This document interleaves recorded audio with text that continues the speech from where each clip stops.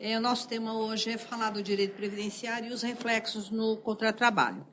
E um dos temas mais polêmicos da atualidade é a questão do afastamento previdenciário no acidente de trabalho, no auxílio-doença comum ou auxílio-doença acidentário. E, em seguida, o trabalhador tem alta médica, né? Ele volta para a empresa. E chegando na empresa, o médico da empresa diz que ele não está apto para o trabalho. E fica um conflito entre a posição do INSS, que entende que ele tem aptidão para o trabalho, e o médico da empresa, que diz que ele não tem aptidão. E o trabalhador, ele fica naquilo que nós estamos chamando de limbo jurídico previdenciário, que ele não recebe o benefício previdenciário e também não recebe o salário.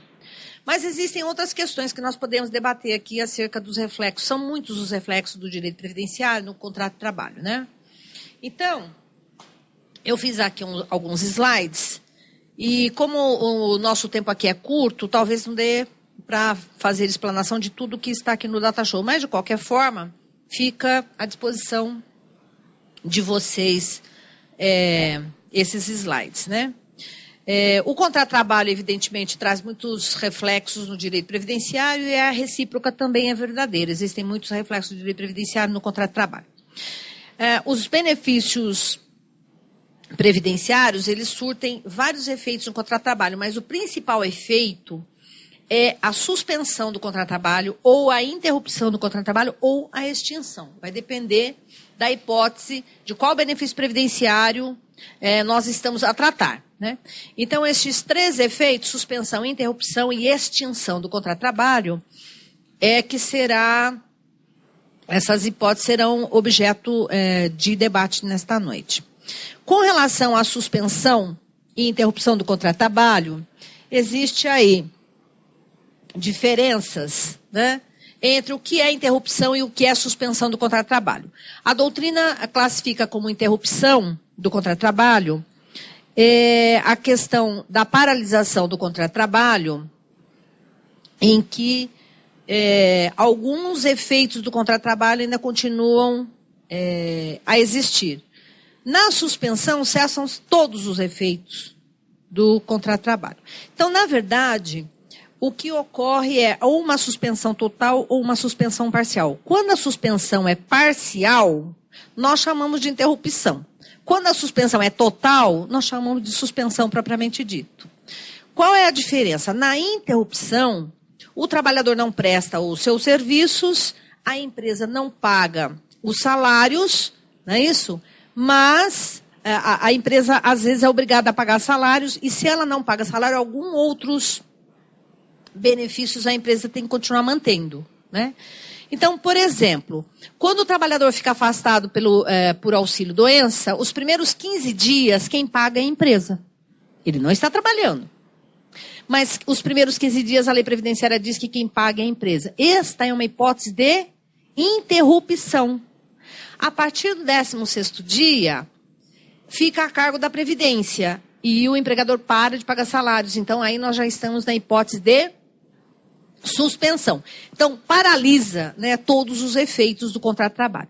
Mas, ainda assim, existem hipóteses de exceção. Ainda que a suspensão seja total, alguns efeitos surtem. Por exemplo, o trabalhador está afastado por acidente de trabalho, auxílio, doença, acidentário. Está suspenso o contrato de trabalho, não está pagando salário, mas o tempo de serviço computa-se para todos os efeitos, e ainda assim o empregador deve continuar recolhendo fundo de garantia. Então, na verdade, é difícil o caso que esteja uma suspensão total. Sempre remanesce porque o contrato não extingue o contrato de trabalho, ou não fica suspenso o contrato de trabalho. Na verdade, o que fica suspenso é a prestação de serviço. O contrato, ele fica existente e latente. E algum efeito ele continua surtindo, né? Não suspende todos os efeitos. O contrato continua existindo, é a prestação de serviços que suspende. Então, até falar em suspensão do contrato de trabalho é errado. Nós deveríamos falar suspensão da prestação de serviços, não é? E essa suspensão da prestação de serviços pode acarretar vários efeitos, maiores ou menores, né, a cargo do empregador. Então, é isso que nós estamos a falar. Essas interrupções e essas suspensões também, elas são sempre temporárias, né? Por quê? Porque se elas forem definitivas, nós já estamos tratando de extinção, né? Extinção do contrato de trabalho. Não há como falar que existe uma suspensão indefinida ou definitiva. Então, hoje, qualquer afastamento previdenciário nunca é definitiva. Ela pode ser revista a qualquer tempo, né?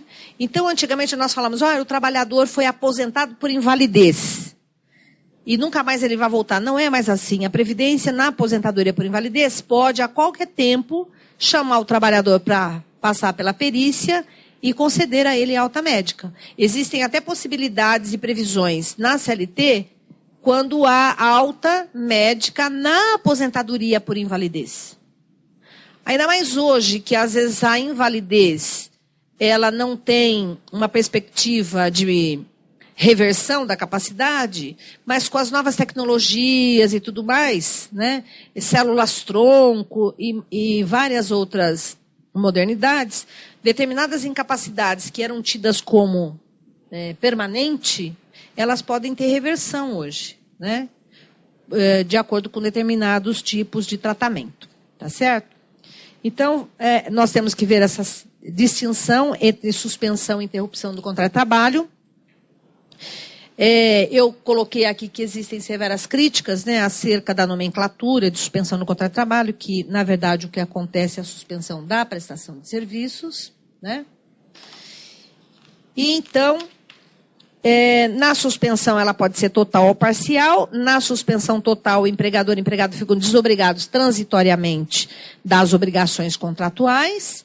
E na suspensão parcial, subsistem ainda algumas obrigações para o empregador de pagar salários e demais deveres correlatos.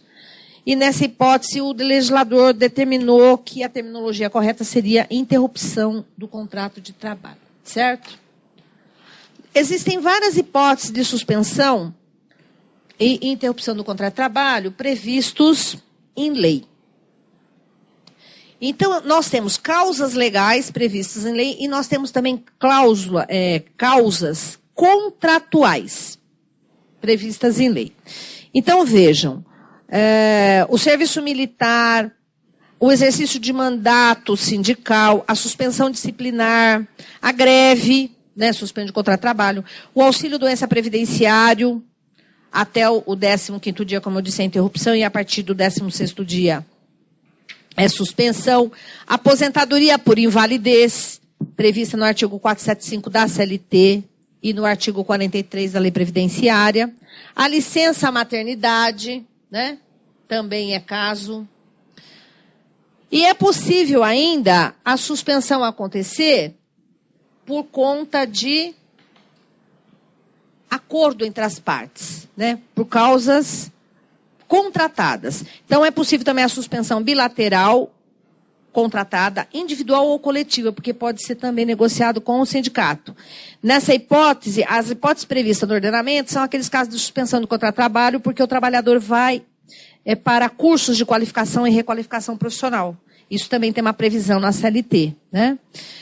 E esses cursos de qualificação e requalificação, às vezes o empregador mantém o salário do trabalhador, ou mantém uma ajuda financeira proporcional a uma determinada quantidade de horário, né? E mantém pagando ou recolhendo a previdência e recolhendo o fundo de garantia, né, que são as hipóteses. Pois bem, ainda assim, nós temos a questão dos efeitos jurídicos. Os efeitos jurídicos da interrupção ou suspensão do contrato de trabalho, primeiro, não há obrigação do trabalhador trabalhar e não há obrigação do empregador de pagar salário, né? Trata-se, portanto, de uma licença não remunerada, né? Mas há a manutenção do vínculo de emprego. Isso fica mantido durante o período do afastamento. Se esse afastamento é por acidente de trabalho, né, O trabalhador tem o direito de manter o contrato de trabalho durante o afastamento e também manter por um período depois do retorno, que é o período que nós chamamos de período de estabilidade, que é a estabilidade prevista no artigo 118 da Lei 8.213, né? Agora, é possível que o trabalhador esteja afastado por um auxílio-doença ou acidentário ou previdenciário, e isso ser convertido em aposentadoria por invalidez, né? E ele vai continuar afastado agora sobre outro fundamento. Então, é possível que o auxílio-doença acidentário seja convertido em aposentadoria por invalidez. E essa estabilidade especial, então, quando o trabalhador tem alta médica, nós temos dúvida se ele goza ou não da estabilidade. Por quê? Porque o artigo da lei previdenciária diz o seguinte: assegura a estabilidade ao acidentado, não é isso? Quando dá alta médica. Mas quando dá alta médica do afastamento por auxílio doença acidentário. Não está falando lá o afastamento em aposentadoria por invalidez acidentária. Mas, no direito do trabalho, a doutrina e a jurisprudência vem se encaminhando de que a estabilidade prevista no artigo 118, ela é aplicável tanto para o trabalhador afastado por auxílio doença acidentário ou por invalidez acidentária. Porque onde há a mesma razão, idêntica deve ser a solução. Então, muitas vezes o trabalhador sofreu um acidente, ficou afastado um período, ele vai passando lá no INSS várias vezes, aí chega um momento que o médico diz: olha, eu vou transformar o seu afastamento, que é provisório, né, essas renovações de auxílio-doença, em aposentadoria por invalidez, né? Mas a invalidez dele é acidentária. E, de repente, depois de 4, 5, 6 anos que ele está aposentado por invalidez, ele tem alta médica. E ele volta, e a CLT diz que pode ser rescindido o contrato de trabalho. Então, existe aí uma conjugação entre o artigo da CLT, dizendo que isso está superado pelo artigo 118 da Lei Previdenciária, que ainda que haja um retorno, e ele estava em aposentadoria por invalidez, se essa aposentadoria por invalidez ela era acidentária, ele tem sim o direito à estabilidade. Tá certo? Ainda, quanto aos efeitos jurídicos, assim que cessado o benefício previdenciário do afastamento, primeiro, o trabalhador tem o direito de retornar aos serviços no cargo e com um salário referente. Então, todos os aumentos salariais e demais vantagens que foram concedidas no período, ele tem o direito de voltar para a empresa no mesmo posto de trabalho e com o salário vigente naquela ocasião que ele está voltando. Então, tudo que foi concedido no período tem que ficar incorporado no patrimônio jurídico do trabalhador. Então, ele tem o direito de retornar com todas as vantagens, inclusive aquelas que foram concedidas à categoria. Esta previsão está no artigo 471 da CLT, né? Quando ele tem alta médica, ele tem que retornar pelo menos até 30 dias, senão é considerado abandono. E, às vezes, o trabalhador, ele não tem uma instrução muito adequada, e o INSS dá alta médica para ele, e ele ainda acha que ele está doente, que ele não pode voltar, e ele fica correndo atrás de médico, e vai no INSS, pega a fila, e o tempo está passando, ele não se apresenta na empresa. E quando ele vai se apresentar, já se passaram os 30 dias, e às vezes a empresa dá por rescindido o contrato de trabalho por abandono. Então, o trabalhador, quando tem alta médica, ele tem que se apresentar na empresa imediatamente, para não correr esse risco, né? E ele não pode ficar tentando, de novo, marcar as consultas sem se apresentar para a empresa. E eles fazem isso de errado. Eles acham que, se eles voltarem no INSS, no dia seguinte ele já tem uma perícia e volta para o benefício previdenciário. E não é assim, né? Existem milhares de perícias a serem marcadas. O INSS tem uma agenda muito elástica. Às vezes ele não consegue marcar perícia antes de 3, 4, 5, 6 meses. Dependendo do caso, demora até mais. Algumas agências previdenciárias têm muito mais volume de serviço, né? Então, é muito complicada essa questão do abandono de emprego, né? Então, nós temos até uma súmula, que é a 32 do TST, configura esse abandono de emprego quando o trabalhador não retorna ao serviço no prazo de 80 dias após a cessação do benefício previdenciário e nem justifica o motivo de não o fazer. Então, olha só que complicado, né? O período de afastamento pode ser legal e contratual, como eu disse a vocês, né? Se o afastamento é uma doença comum ou uma aposentadoria por invalidez comum, o tempo de serviço não é computado. Se o afastamento é de doença do trabalho ou acidente do trabalho, aí sim o período do afastamento é considerado como tempo de serviço, né? Nós temos aqui, eu trouxe aqui uma emendazinha do TST, terceira turma. O período de licença de empregado em gozo de auxílio-doença previdenciário não se inclui no cálculo do tempo de serviço. Então, doença comum não conta, o afastamento não conta para nenhum efeito de vantagem do trabalhador. E se for doença acidentária, aí conta como tempo de serviço. E onde é que está essa diretriz? No artigo 4º da CLT. O artigo 4º da CLT diz que é computado no tempo de serviço os casos de acidente de trabalho para fins de indenização e de antiguidade e depósitos do fundo de garantia. Então, por aí vocês já verificam que o efeito no contrato de trabalho do auxílio-doença, nós temos que fazer uma distinção entre o auxílio-doença comum e o auxílio-doença acidentário. No caso do auxílio-doença acidentária, a proteção do trabalhador, a rede de proteção é muito maior. No caso da doença comum, a rede de proteção é muito menor. No auxílio-doença comum, ele volta e ele não tem estabilidade. Pode ser despedido a qualquer tempo, né?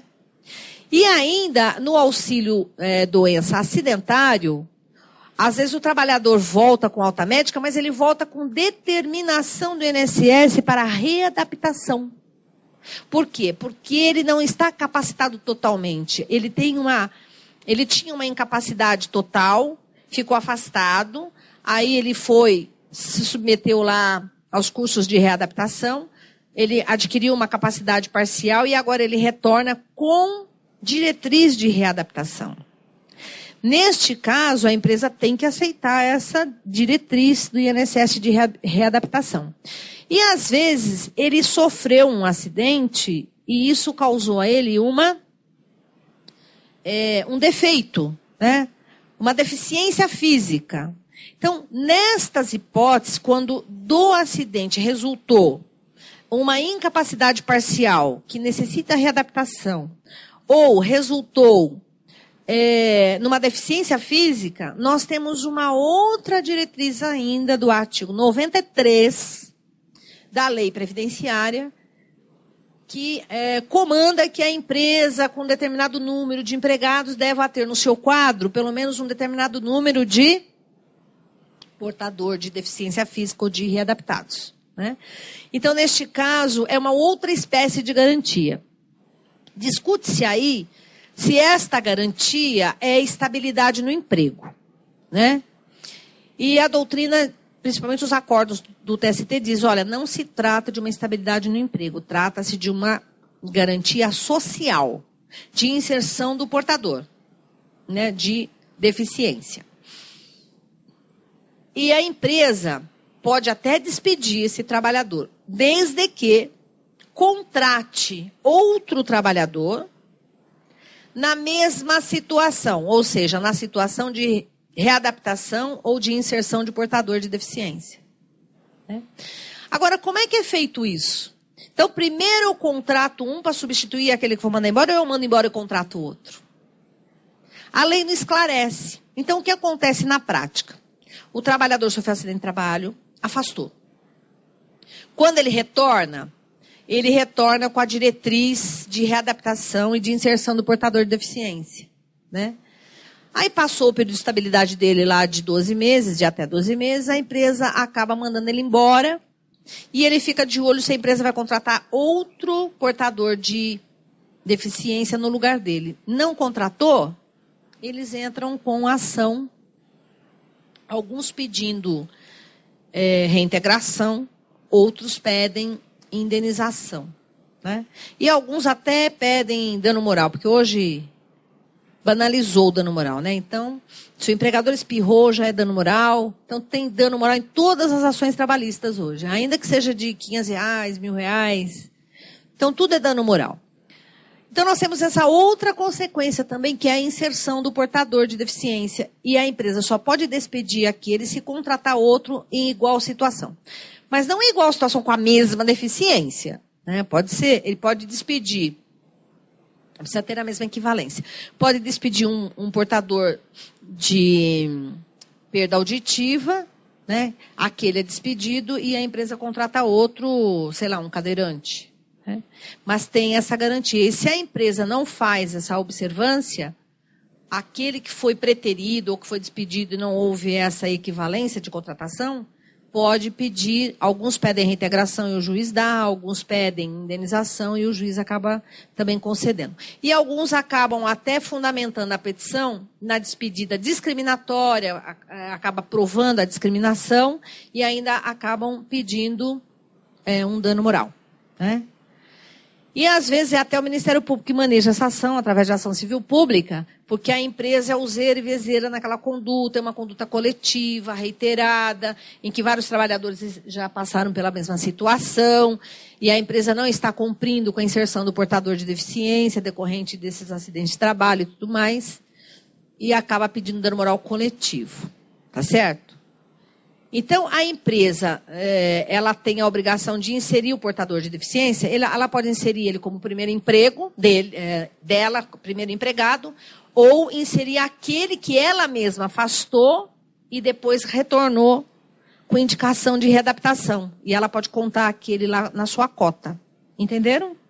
Então, a inserção do portador de deficiência tanto decorre da contratação inicial, que a empresa faz com um portador, como de um que já era do quadro e não tinha deficiência e passou a ter em decorrência de um acidente na própria empresa e ele retorna, cumpre a estabilidade do 118 e depois ele fica enquadrado no 93 da lei previdenciária. Então, são muitas as questões, né, que nós temos aqui para falar para vocês.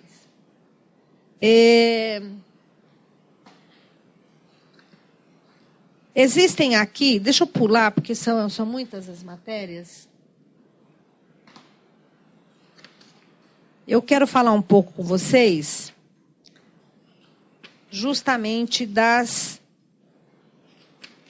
dos benefícios previdenciários mesmo. Eu estou sem numeração da minha folha aqui, eu não sei nem onde que está.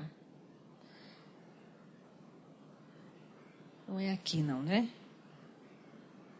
Eu vou direto aqui, agora lá, né? Vejam só, quais são os benefícios previdenciários? Eu tenho aposentadoria por invalidez. Então, o trabalhador se afastou, primeiro por auxílio-doença, primeiros 15 dias paga a empresa, 16º dia a cargo da Previdência. Ele afasta inicialmente, ele não é afastado já de cara em aposentadoria por invalidez. O INSS dá a ele vários afastamentos, e até transformar isso em aposentadoria por invalidez. Quando ele retorna, ele tem o direito de retornar no mesmo posto e a empresa pode fazer a rescisão contratual dele, se ele volta totalmente capacitado. A CLT fala que ele volta para o posto e a empresa pode despedi-lo, mas a doutrina entende que tem que cumprir agora a estabilidade do 118 se essa invalidez é decorrente de acidente de trabalho. Aposentadoria por idade. Qual é o efeito no contrato de trabalho? Ora, o trabalhador hoje, a mulher se aposenta com 60 anos e o homem com 65 anos de idade, não é isso?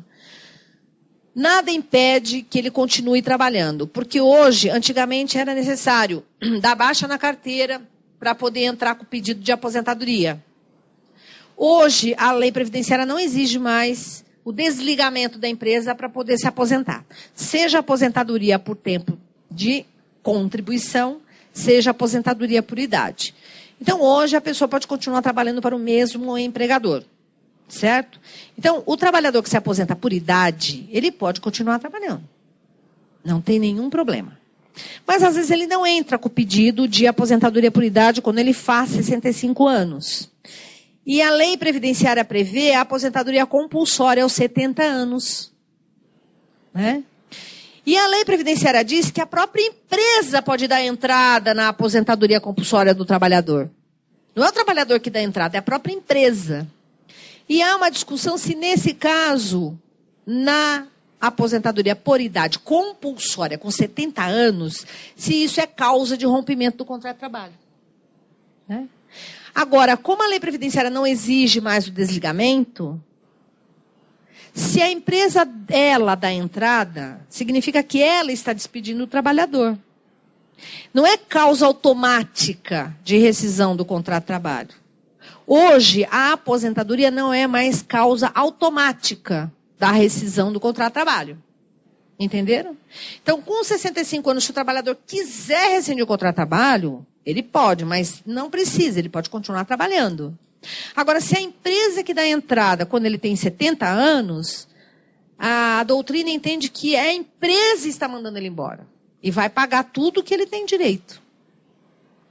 E alguns entendem que o fato de dar entrada compulsória é porque a lei diz que tem que aposentar compulsório. Mas que isso não impede o trabalhador de continuar trabalhando. E, de fato, eles não param mesmo. Se o trabalhador não tem problemas de saúde, muitos, e às vezes muitos deles precisam trabalhar, continuam trabalhando depois de 70 anos. Né? Então, não é causa de rompimento do contrato de trabalho. A aposentadoria por tempo de contribuição. A lei previdenciária falava antes que era por tempo de serviço, então antes tinha que desligar da empresa para dar entrada na aposentadoria. Hoje não é mais assim, é por tempo de contribuição. E ainda a lei previdenciária diz que é causa de incidência previdenciária o salário, né? Inclusive daquele que já está aposentado e continuou trabalhando. Então, hoje, a aposentadoria por tempo de contribuição não é causa de rompimento automático do contrato de trabalho. A pessoa não precisa se desligar. A relação trabalhista é uma coisa, a previdenciária é outra. O trabalhador não precisa nem avisar o patrão que está se aposentando, porque não tem nenhuma correlação. O contrato de trabalho continua normalmente. Se um dia a empresa vai despedir o trabalhador, ela é obrigada a pagar todos os direitos de todo o período, o anterior à aposentadoria e o posterior. Inclusive, a questão dos 40% em cima do fundo de garantia. Então, as empresas entendiam que com a aposentadoria, por tempo de contribuição, imediatamente já estava rompido o contrato de trabalho, mas sem dar baixa ali, formal. Entendia que era automático. E que iniciava-se uma nova relação se o trabalhador continuasse trabalhando. Aí a empresa, mais tarde, mandava o trabalhador embora e queria pagar os 40% do fundo de garantia só a partir da aposentadoria para frente. O TST acabou sumulando a questão, dizendo que não, né? Que é devido os 40% do fundo de garantia durante todo o período contratual, porque a aposentadoria por tempo de contribuição não é mais causa de automática extinção do contrato de trabalho. Né? O contrato de trabalho só vai ficar extinto mesmo se a empresa pegar e der baixa ali na carteira de trabalho. Aí nós vamos considerar. Aposentadoria especial. Aqui nós temos um debate muito grande, porque a legislação previdenciária prevê que o trabalhador pode se aposentar quando ele exerce atividade insalubre e perigosa, né? Exposto a agentes agressivos, químicos, físicos ou biológicos, ou associação de agente, químico com físico, físico com biológico, né? E ele, então, ele pode se aposentar ou com 15, ou com 20, ou com 25 anos de trabalho, dependendo da profissão, e tudo isso listado lá nos anexos da Previdência, de acordo com a atividade exercida e tudo mais. Qual é a intenção do legislador? É retirar o trabalhador do ambiente de trabalho, né, antes que ele fique inválido parcialmente ou totalmente, incapacitado, ou antes que ele morra. Essa é a ideia da lei. Preservar a integridade psicofísica do trabalhador e, por isso, então, concede a ele o direito de se aposentar mais cedo. Não é isso? Então, se o trabalhador se aposenta por tempo especial, não faz sentido ele continuar trabalhando na mesma atividade. Não faz sentido algum. Porque nós não estamos cumprindo o desiderato da lei. Então, para muitos, na aposentadoria especial, é causa, sim, automática do rompimento do contrato de trabalho. Porque é vedado ao trabalhador, após a aposentadoria especial, continuar trabalhando em atividades insalubres ou perigosas. Ou naquela que ele já estava trabalhando, ou em qualquer outra. Ele pode até sair daquela empresa e depois entrar em outra e continuar trabalhando na atividade insalubre ou perigosa. Há quem diga que se o INSS ficar sabendo disso, o INSS corta essa aposentadoria. Porque não faz sentido o trabalhador se aposentar por um determinado fundamento da lei, né? E esse fundamento ficar desvirtuado.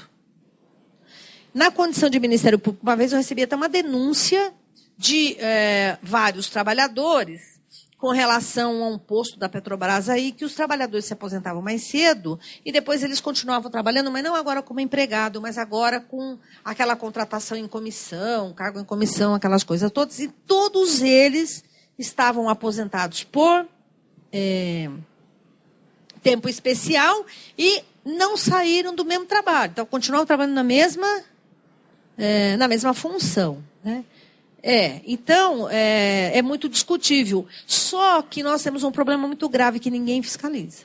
Então, quantos trabalhadores hoje estão aposentados especial e continuam trabalhando em atividade insalubre e perigosa? Não naquela que ele trabalhava, mas em qualquer outra, né?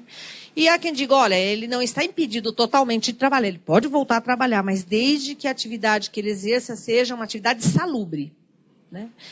Agora, esse debate não leva mesmo a lugar nenhum, porque é aquilo que eu disse, nós não temos condições de ficar fiscalizando quem é que se aposentou especial e continua ou não trabalhando em atividade insalubre. E, às vezes, o trabalhador que aposentou em atividade especial mais cedo, ele passa a exercer uma função de autônomo e aquilo que ele exerce também é insalubre ou perigoso, né? Então, na prática, não funciona, né? O auxílio-doença, o previdenciário acidentário, eu já expliquei, né? O que eu só queria agora acrescentar com relação ao auxílio-doença previdenciário e acidentário é o seguinte. No auxílio-doença, no afastamento do auxílio-doença genericamente, nós temos a distinção entre o auxílio comum e o auxílio acidentário. Mas nós temos também a questão das férias. A CLT, artigo 133, diz que o afastamento em auxílio-doença, e não fala qual, fala auxílio-doença, né? O período do afastamento não se computa para fins de aquisição de férias. E se o trabalhador ficar afastado por mais de 6 meses, ele perde o direito às férias. Este artigo 133 da CLT, hoje ele tem que ser conjugado com a Convenção Internacional da OIT, que é a de número 132. Por quê? Porque se o trabalhador estava no período aquisitivo de férias, tudo bem? Então, vamos supor que ele adquiriu 8/12 de férias, e aí ele se afastou. Tudo bem? Ele se afastou e ficou afastado 1 ano. Ele perde as férias? Pela CLT ele perdia. Quando ele voltava, a empresa começava a contar um novo período aquisitivo. Pela Convenção 132 da OIT, ele não perde essas férias 8/12 que ficou aqui atrás, ele tem o direito de receber proporcional. E esse mesmo raciocínio é feito com o 13º salário. O mesmo raciocínio. Certo? Então, 8 meses, ele tem 8/12 de 13º. Se afastou, ficou afastado 5 anos. O que acontece com aquele 13º daquele 8/12? Ele perde? Não. Ele vai receber, ele tem o direito de receber proporcional. Entenderam? Então, é assim que nós lidamos com a questão do aviso prévio e com a questão do 13º salário. Uma outra questão em debate, né? O trabalhador está afastado, seja em auxílio-doença comum, seja em auxílio-doença acidentário. E durante o contrato de trabalho, ele tinha plano de saúde. Como suspendeu e ele tinha a cesta básica. Suspendeu, ele está a cargo do INSS, a empresa para de pagar o plano de saúde dele e para de fornecer a cesta básica. Então, na hora que ele mais precisa de médico, ele não tem. E na hora que ele mais precisa se alimentar melhor, que está doente, ele não tem a cesta básica. E ainda com o agravante, que na empresa ele ganhava 5 mil, e ele vai a cargo da Previdência, ele não vai receber mais que o teto de 3 e pouco, e nunca ninguém recebe até o teto, né? Sempre dá uma defasada, porque a Previdência não tem a mesma equivalência com o salário mínimo e nem com o salário contratual. Então ele fica numa situação de rebaixamento de poder econômico, sem plano médico e sem a cesta básica. Nestas hipóteses, nós temos visto na Justiça do Trabalho trabalhadores afastados previdenciariamente, que a empresa cortou esses benefícios e eles entram pedindo para o juiz do trabalho restabelecer esses benefícios durante o período de afastamento. Existem alguns casos que têm fundamento em norma coletiva.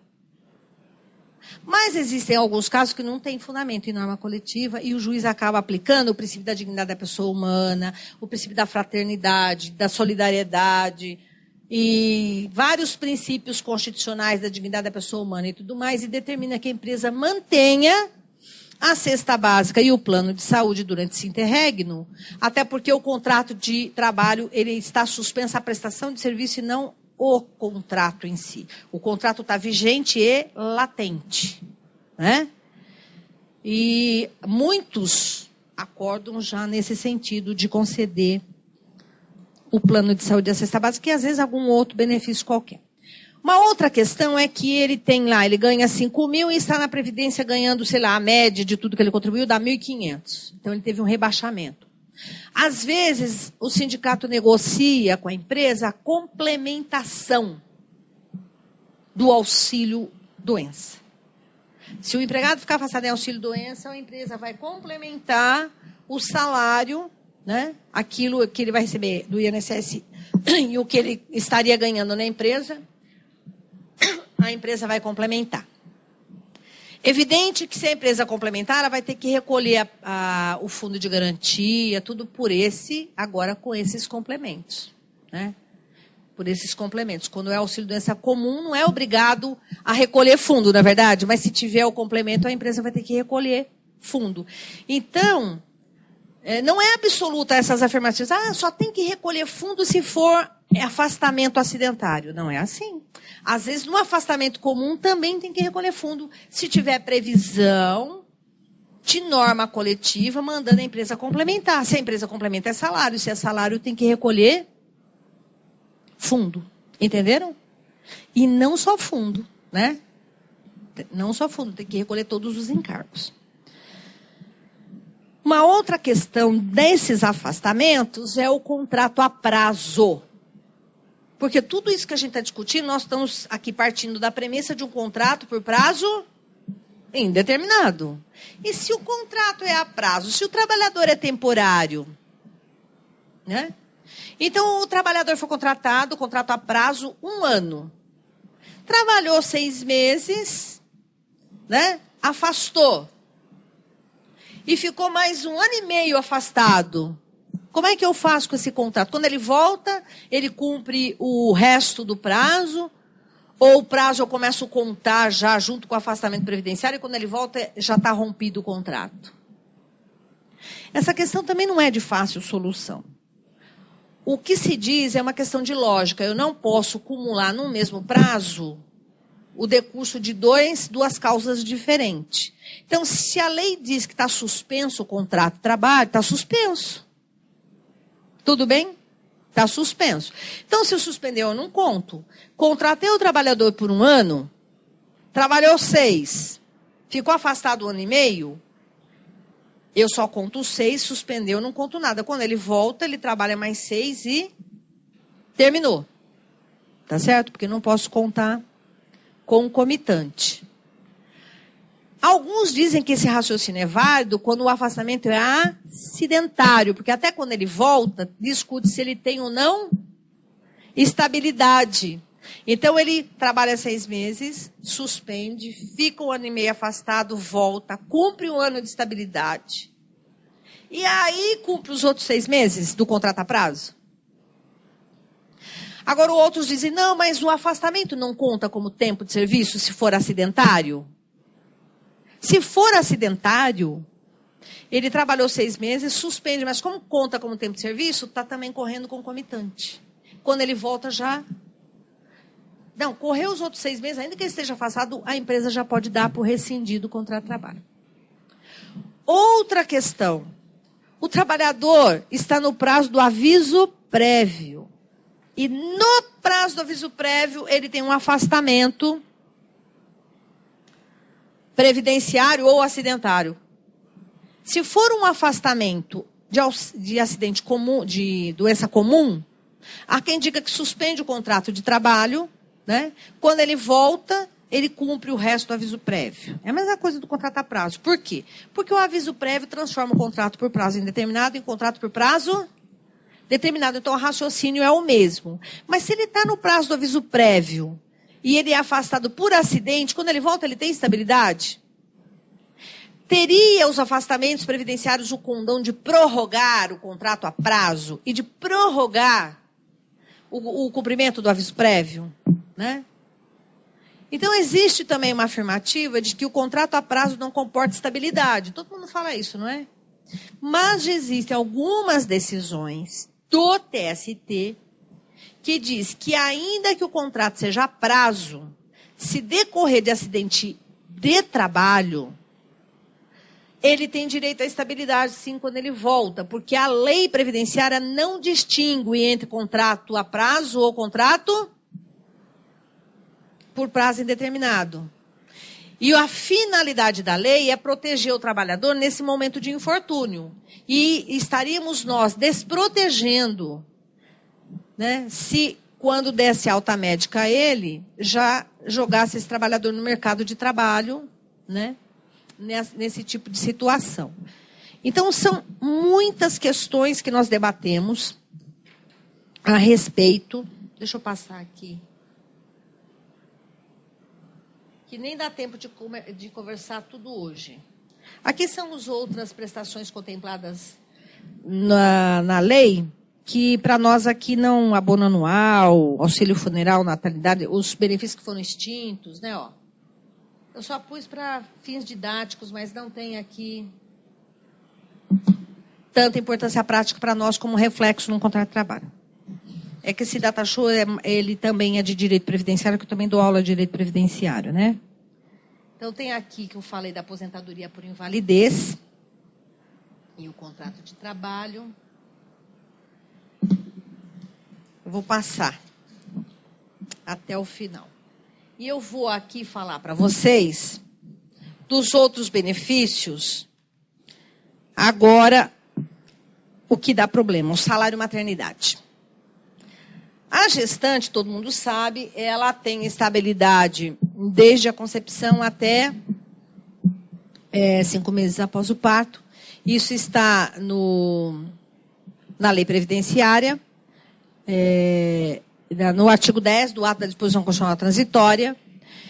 E nós temos também a questão da gravidez no curso do aviso prévio. Como é que fica a solução da hipótese da gravidez no curso do aviso prévio? Então, existem muitas discussões dizendo que ainda que a responsabilidade do empregador é objetiva, que o desconhecimento do estado de gravidez da gestante é desimportante, e mesmo que ela tenha, a concepção tenha se dado dentro do período do aviso prévio, ela goza, sim, de estabilidade. Então, é uma espécie de prorrogação do período do aviso prévio num contrato que era por prazo indeterminado e se transformou em prazo determinado pelo aviso prévio, entenderam? Então, eu tenho essa questão do salário maternidade. Outra coisa é que no salário maternidade, às vezes a trabalhadora ela é despedida e ela estava grávida, e enquanto se discute se ela vai ser reintegrada, qual é o período dela de estabilidade, neste período ela não gozou do plano de saúde. E ela não teve os benefícios que a empresa concedia de cesta básica e outras questões. Então, hoje, nós temos várias ações trabalhistas acumulando pedido de dano material e moral, porque suprimiu dela o plano de saúde desse período, porque mandou embora, ela tinha que estar lá, ter sido reintegrada, né? E ela não gozou do plano de saúde quando ela precisou. E, às vezes, ela aprova que gastou com médicos durante esse período, né? E traz esses recibos nos autos e pede os danos materiais desse período. Porque se ela tivesse sido reintegrada, não tivesse sido despedida, e até resolver o problema lá tivesse dentro da empresa, ela teria usufruído do plano de saúde e não precisaria pagar médico particular e tudo mais. Então, essa é uma questão para se repensar. Que são os problemas que nós temos no salário maternidade. A questão do salário maternidade também envolve a questão da mãe adotiva, né? Os afastamentos previdenciários, a estabilidade da gestante, envolve a questão também da mãe adotiva. Para fins previdenciários, a mãe adotiva tem todos os direitos, né? Mas nós temos aquela dúvida, porque lá no capítulo da mulher foi colocada a mãe adotiva, agora revogaram, mudaram a lei da adoção, revogou o artigo da CLT. A lei nova de adoção diz que antes de se perfazer a adoção, a adotante tem que ter as regras de convivência com o filho adotivo. Então, antes era assim, a pessoa adotava, tinha as regras de convivência, então nós dávamos lá aquele período, né, de licença, de afastamento, para ver aquela relacionamento entre mãe adotiva e filho adotivo, dava aquele período, né, de adequação e tal. Hoje, a lei da adoção manda fazer esse período de adequação antes. Depois é que é concedida a adoção.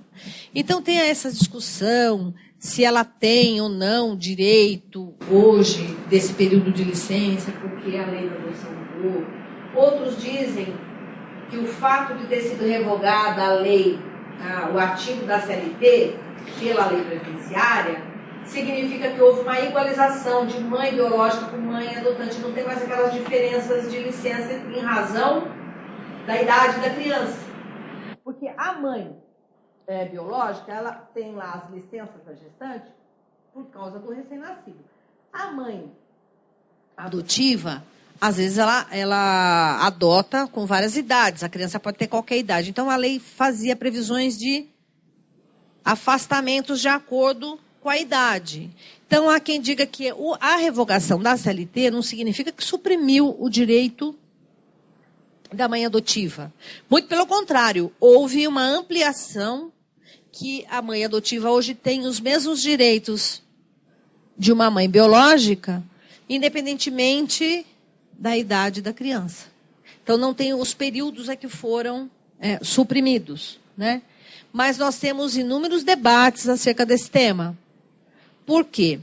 Porque nesse período a empresa paga o salário, mas quem suporta é a Previdência. A empresa paga o salário e depois ela se reembolsa, a empresa se reembolsa com a Previdência, na hora que for lá recolher tudo que deve para a Previdência, faz a compensação. Auxílio acidente. O auxílio acidente não se confunde com o auxílio doença acidentário, né? O auxílio acidente é uma verba paga que tem uma natureza indenizatória. O trabalhador está trabalhando, sofre acidente. Fica afastado em auxílio doença acidentário, certo? Aí ele tem alta médica e volta a trabalhar. Mas ele teve uma sequela irreversível, por exemplo, perdeu um dedo. Então ele teve uma lesão à integridade psicofísica. Por causa disso, que ele teve uma lesão irreversível, o INSS dá alta médica a ele e cessa o auxílio doença e começa a pagar a ele um auxílio acidente.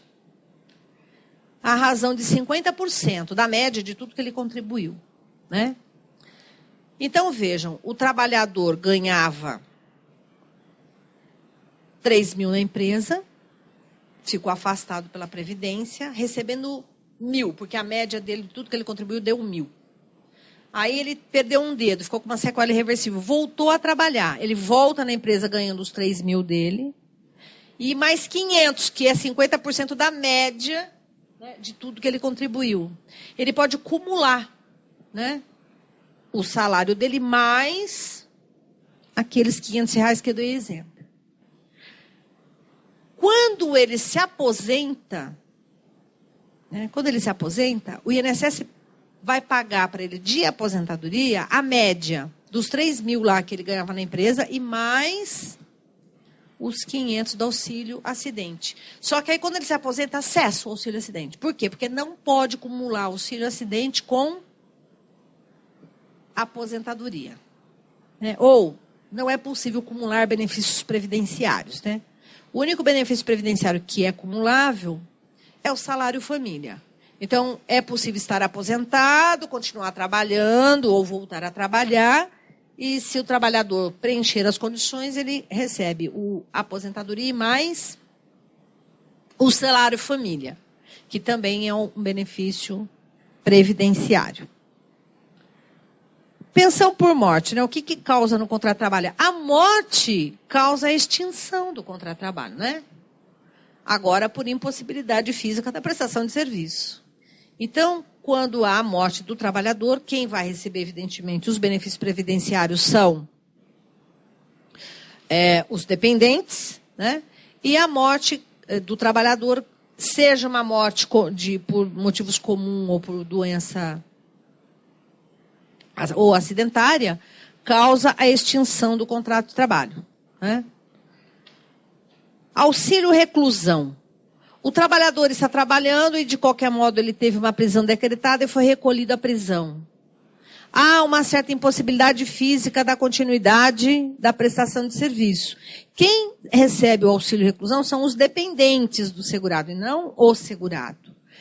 Neste caso, há quem diga que rompe o contrato de trabalho. O contrato de trabalho fica rompido por impossibilidade da prestação de serviços.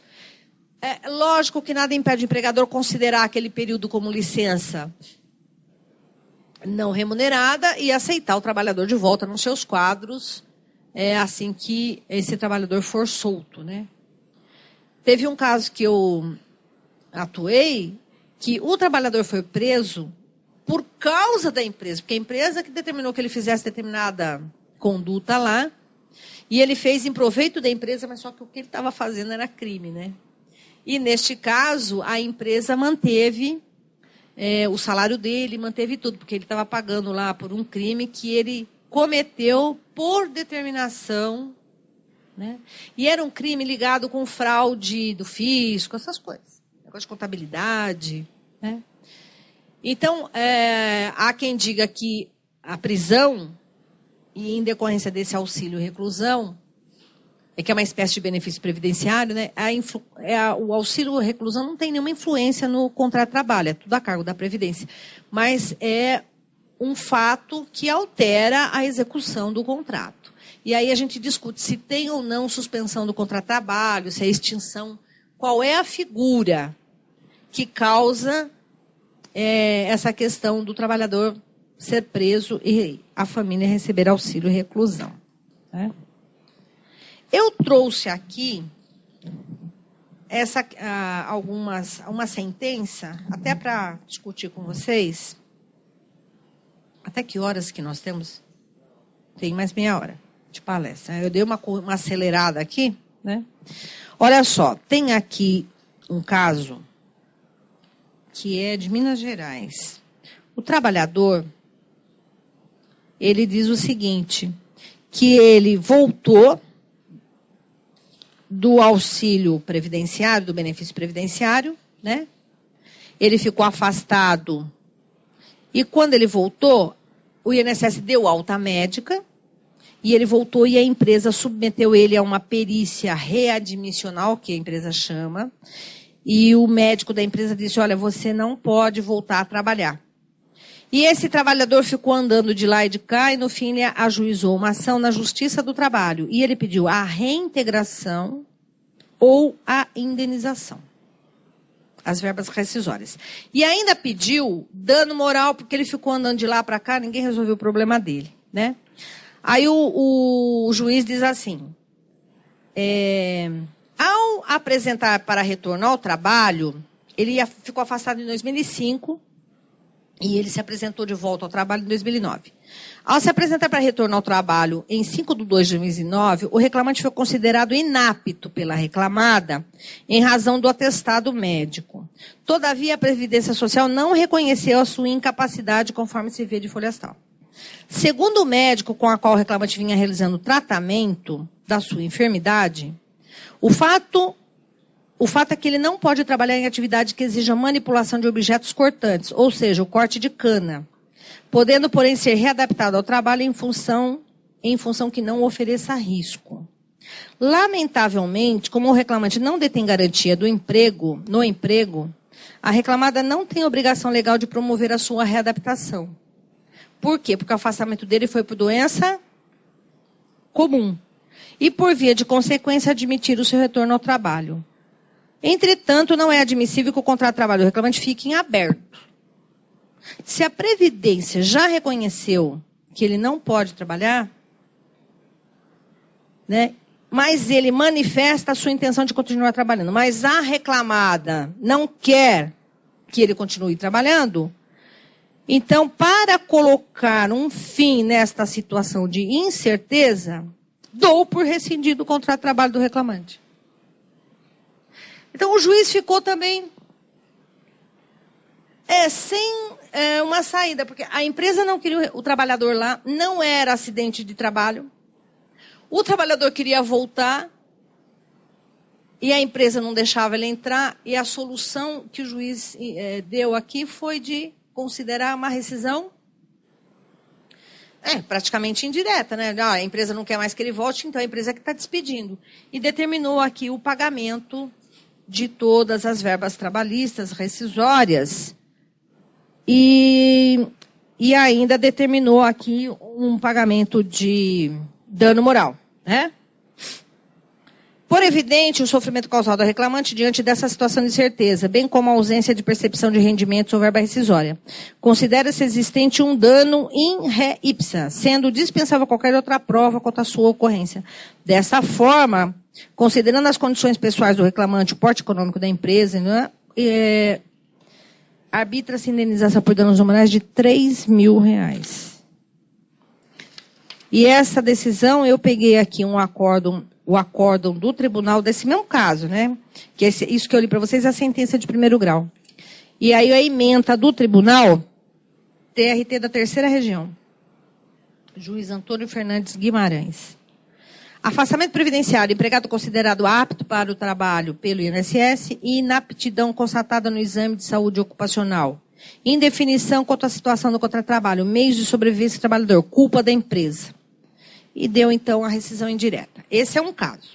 Tem um outro caso, que é aqui de São Paulo, e eu procurei a sentença, porque eu li a sentença, eu tinha ela, mas nós mudamos lá hoje, eles estão reformando lá os gabinetes, eu mudei, estava tudo encaixotado, eu nem sabia onde estava mais essa sentença.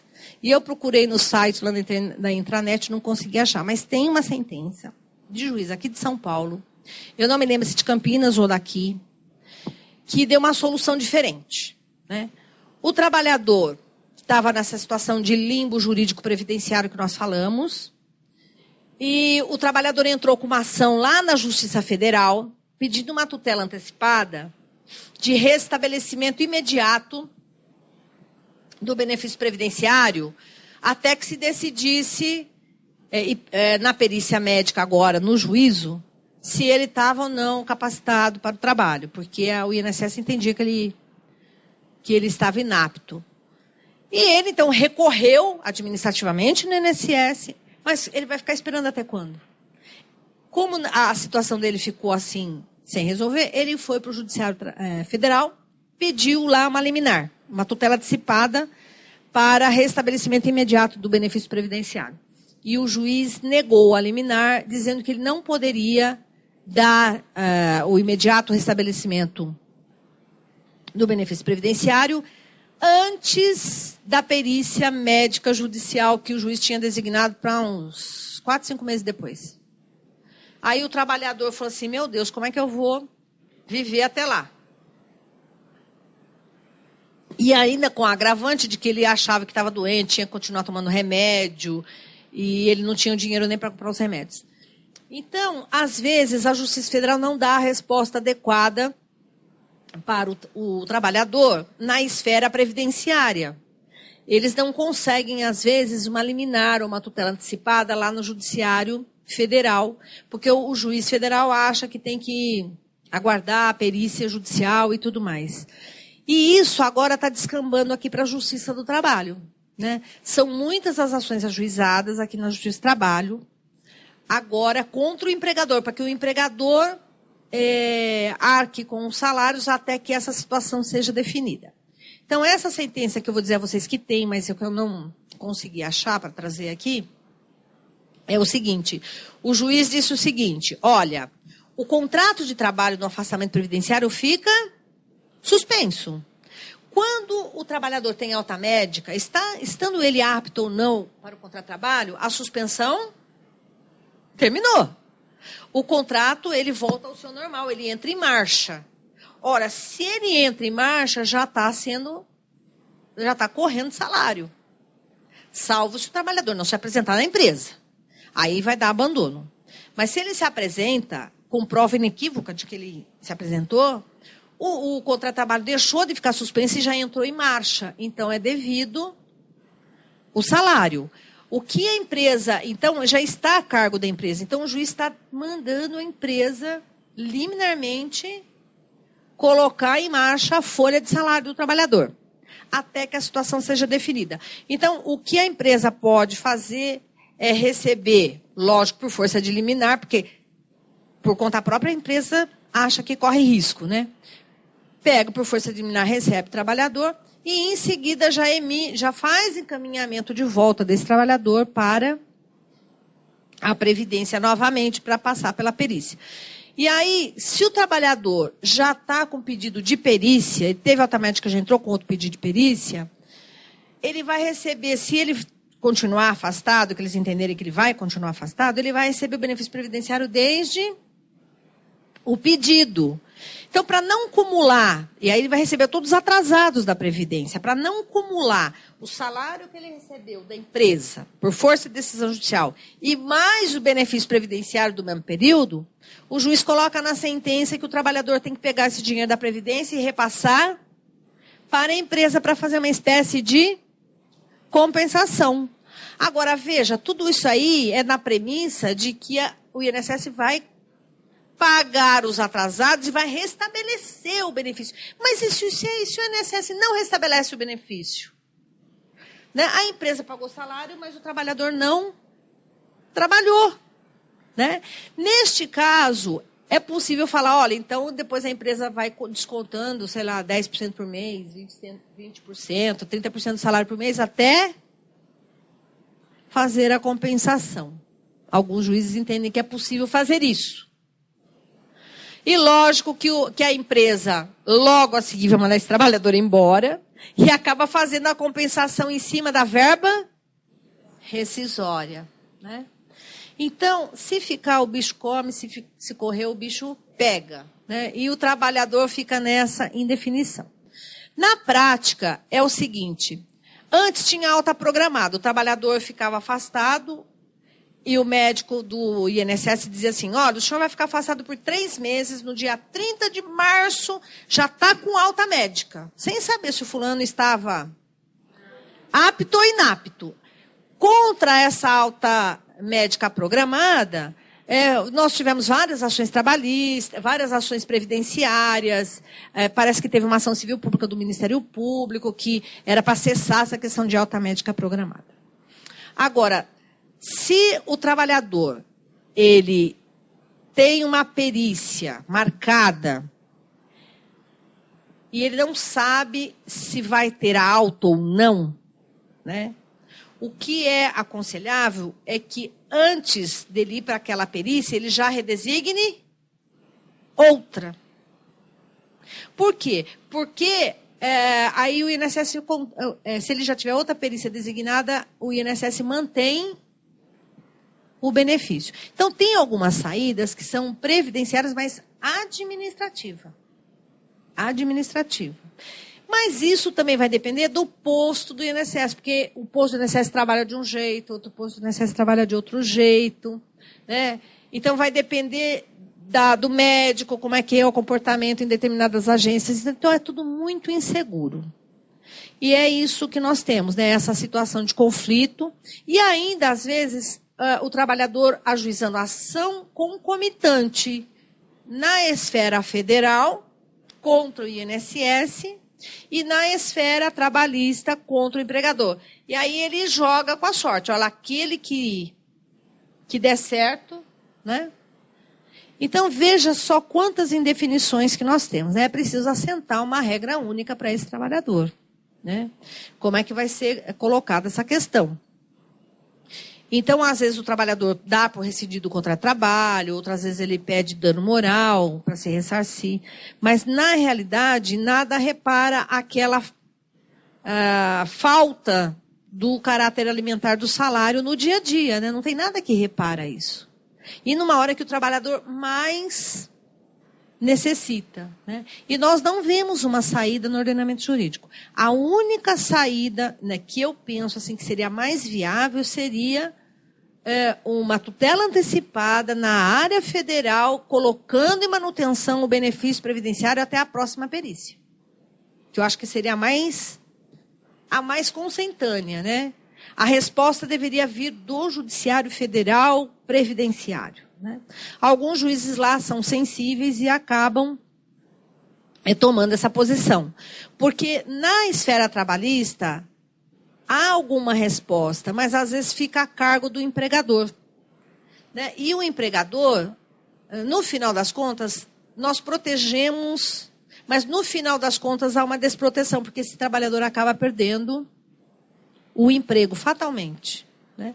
E também acaba causando uma discriminação, principalmente o trabalhador que vai buscar um emprego e a hora que o empregador pega a carteira de trabalho desse trabalhador, tem lá vários carimbos de afastamento por doença. E a empresa já para prevenir, olha aquela carteira cheia de carimbo e vai simplesmente dizer, olha, infelizmente nós mudamos aqui a posição, não estamos mais admitindo, e nós vamos acabar criando uma casta de excluídos, né, por conta dessa questão, e essa exclusão ela não se dá só na área trabalhista, mas ela se dá também na área previdenciária. Então, nós vamos criar uma casta de excluídos trabalhistas e previdenciários, porque ele acaba não tendo proteção nem da previdência e nem do direito de trabalho, né? Eu não tenho aqui soluções prontas para vocês, porque tudo aqui, nós estamos aqui para debater, né, doutor? Então, eram essas questões que eu queria colocar. Trouxe aqui algumas jurisprudências que eu também queria colocar em debate, que é a questão da prescrição, né? O afastamento previdenciário suspende a prescrição? Se suspende o contrato de trabalho, há quem diga, ora, se o afastamento previdenciário suspende o contrato de trabalho, por óbvio que a prescrição também está suspensa. Então, por exemplo, o trabalhador estava trabalhando, fazendo hora extra, bonitinho, não é? Trabalhou 8 meses durante o ano fazendo hora extra, aí ele ficou afastado por aposentadoria por invalidez. Quando é que ele pode entrar com uma ação pedindo essa hora extra? Ele já tem que entrar logo ou está suspensa a prescrição? Entenderam?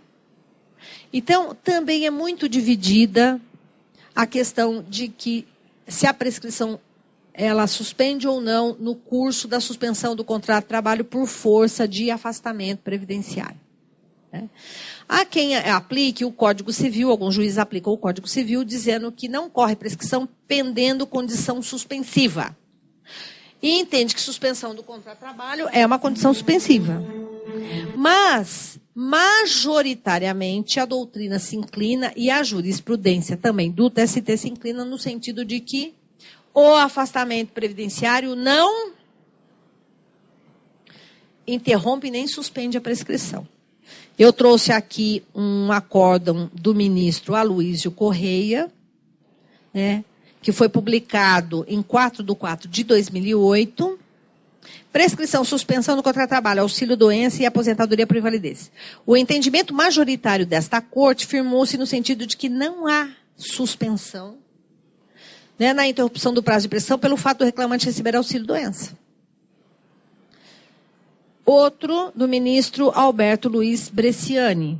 Recurso de revista do reclamante, prescrição, suspensão do contrato de trabalho. O instituto da prescrição, bem como a suspensão e interrupção do contrato de trabalho, é regulado pelo Código Civil. E o artigo 199 do Código Civil enumera taxativamente as hipóteses de suspensão da prescrição. E dentre elas, não se encontra a suspensão do contrato em face do auxílio, doença e aposentadoria por invalidez. Uma outra da ministra Maria Assis Calcin. Prescrição, suspensão do contrato de trabalho, acidente de trabalho, auxílio, doença e aposentadoria por invalidez. Esta coluna da corte já afirmou entendimento no sentido de que não há interrupção do prazo. Então, vejam. Né? Agora, eu tenho uma que é favorável do ministro João Orestes Dallazen, que ele diz o seguinte: suspensão do contrato de trabalho, auxílio, doença, prescrição, não fluência. Suspenso o contrato de trabalho em virtude de o empregado haver sido acometido de doença profissional, leucopenia, com percepção de auxílio, doença, opera-se a correlata suspensão igualmente do fluxo da prescrição. Porque o artigo 170, inciso 1 do Código Civil, diz que não corre prescrição pendendo condição suspensiva. Daí se infere a regra absolutamente prudente de que se o titular do direito lesado está impossibilitado de agir para tornar efetivo o seu direito, não flui a prescrição. Assim, forçoso reconhecer que, enquanto perdura a enfermidade, determinante da paralisação das obrigações bilaterais principais do contrato, o empregado acha-se fisicamente impossibilitado de exercer o direito constitucional de ação. Né? Então, esse daqui é do Orestes Dallazen, publicado em 13 de dezembro de 2002. E eu não vou ficar lendo todos eles, né? Mas existem vários outros posicionamentos, tá certo? Mas a maioria deles é contrário, e é só alguns que são favoráveis. Que é...